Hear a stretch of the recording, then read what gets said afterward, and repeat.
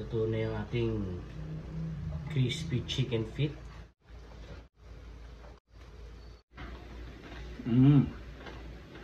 Crispy. So, hugasan na natin yung ating chicken feet at nalinisan na. So, ilalagay na natin sa ating pressure cooker. Siyempre, lalagyan natin ng garlic, onion, celery leaves,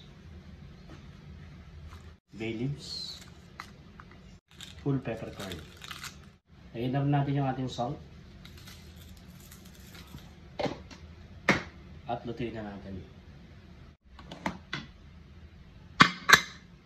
Lutuin natin siya ng 2 hours. So gagawa tayo ng sukang dematins.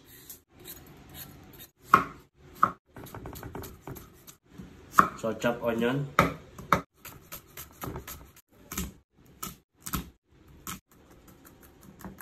siyempre lagyan natin ng siling pula, kalamansi, siyempre sasalain natin yung buto niyan Para hindi ka hindi mabash.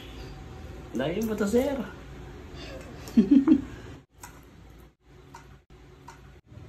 Add na natin yung ating vinegar,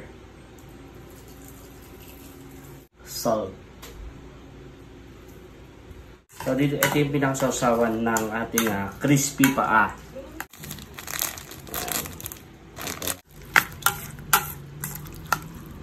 Okay. After natin mapakuluan yung ating paa, na pressure cooker natin siya ng 2 hours. Then, na-rest na natin, na-ice bath natin after natin ma-ice bath. So, gagawa naman tayo ng breading procedure natin sa ating paa.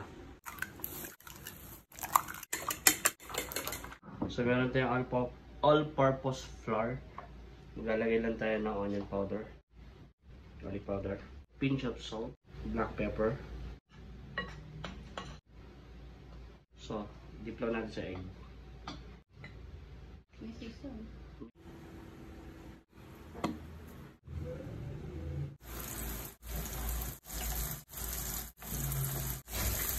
So, lutuin lang natin yung ating paa until golden brown. Luto na yung ating crispy chicken feet. Siyempre, itong pinaka the best part, yung tikima na. So, ididip natin sa sukang dematins.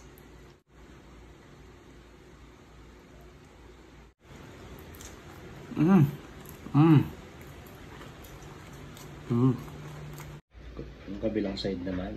Okay. Crispy.